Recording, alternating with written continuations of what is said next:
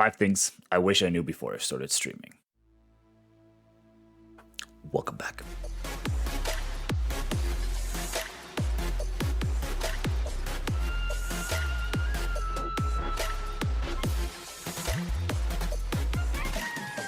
If we haven't met before, my name is Luke, by the way. I'm a YouTuber and a streamer, and if you think I missed anything throughout the video, link to my Twitch is down below. Come by, let's talk about it. In today's video, I want to share with you 5 things that I wish I was aware of or more aware of before I started streaming. At the end of the video, we'll share with you the one thing that'll always work. Let's start with the first one, and it's a really heavy one. It is a lot more work than just hitting the go live button, which I frankly was not aware of when I first started this. As I've said in other videos, you need to make sure if you want to stream as a hobby or if you want to stream and create content to maybe make some side income or get something else out of it besides entertainment. And if you do, then you need to put in the work to get you there. If you're just streaming for fun, don't worry about it, you can skip to the next one. But there's so much work that goes into it, and it actually takes more time offline than it takes online. Does that make sense? Meaning you're putting in so much more work into planning content, and then you create the content maybe online on stream in an hour or two, and then you spend hours editing videos. The majority of time for me is spent filming and editing. Streaming actually takes up the least amount of time. Second one, gear does matter to an extent. Let me clarify that. Everyone always says gear doesn't matter, but I believe it does matter. And first of all, audio matters way more than video. My first upgrade to my streaming content creation was actually my camera. I made a video review about that as well. I'll link it down in the description and the card up here. But audio is actually more important, and you can get away with a lesser quality camera. By getting away with the lesser audio or lesser microphone, it doesn't work the same. If you want to upgrade something, upgrade your microphone, make sure you get a good microphone. In that sense, also, you don't necessarily need to spend money on a camera or a webcam, because there's something better that you already have, which is your phone. And there are plenty of videos out there how to use your phone as a webcam. I will not go into that, but just use your phone as a webcam. It'll look so much better than any Logitech C920 or anything, and you already have it. You don't even need to buy anything. Let's get in the third one, and that was a big one, especially after Mixer died for everyone that, well, Mixer didn't die, it shut down. Die sounds so dramatic.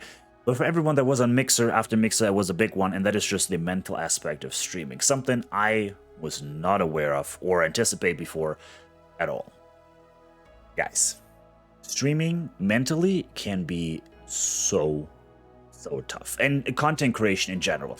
While analytics and everything is great and they tell you exactly what works, and you should definitely double down on what works and probably, go take a couple of step backs on the things that don't work, you still have to enjoy it at some point. Having fun is also part of it. And if you want to make this more than just a hobby, then you need to put fun sometimes second, but don't put it third or fourth or fifth.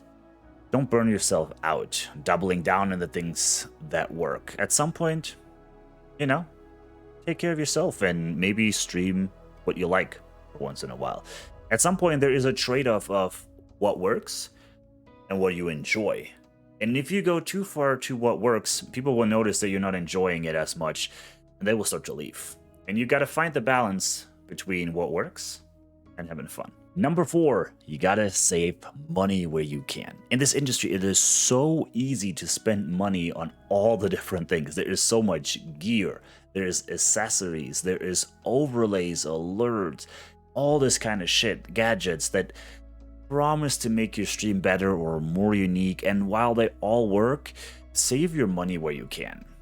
I have spent way too much money on screen overlays and alerts and trying to find the thing that I kind of vibe with the best, that I feel like represents the brand the best, and I still haven't found it. So get yourself some free overlays. There's tons of websites out there how to get free overlays. I wrote a whole article on Streaming Life Academy as well. I'll link it down below or in the card up here, but don't spend money on overlays.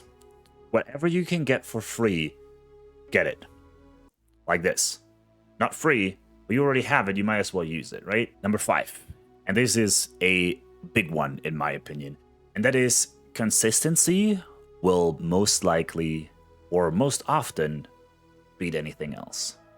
You got to be consistent. And while it's important to have fun, like I said, there has to be a certain consistency for order to grow and in order to just make it in whatever that means for you. But you have to be consistent with your YouTube uploads, with your omni-channel communication, with your other platforms, and with your live streams as well. If people, or the people who are interested or invested, that's what I meant to say, in your content or in you as a brand, have no idea when the next piece of content or a live stream is going to happen, it is extremely difficult for them to stay invested and interested in a long period of time. So keep some form of consistency. And if one YouTube video is as consistent as you can be, as consistent as I can be at the moment, one YouTube video a week is better than nothing. Let's get to the one thing that will always work. And that is considered a bonus tip or something I didn't realize. That is your why. Why are you streaming and why are you creating content? And if you can figure out your why and you can create great content around it, content will always win. Content will always win. If someone has $1 million setup, if the content is shitty, it's not gonna work.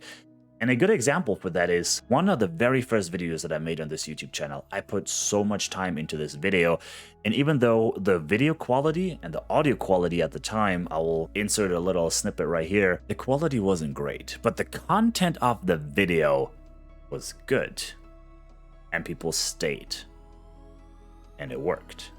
And I've made other videos with better microphone, with a better camera, but the message, the content in those videos or in the live streams was garbage, to be 100% honest. And it shows. People are not interested in it and it doesn't work no matter how great your setup is. Content is king, and content will always win. If there's anything that you learned in this video or anything that was helpful or just entertaining, make sure you give it a like. Down in the description below, there's also the full article on how to stream on Twitch that I wrote on Streaming Live Academy if you want to check that out. We now have a join feature as well. I've made a video what that means if you can check that out. But that's enough of it. If you want to stick around, if you want to find your way back here next time, make sure you hit the sub button down below. And let me know in the comments below, which point did you like the best? Which point do you think is something that people underestimate?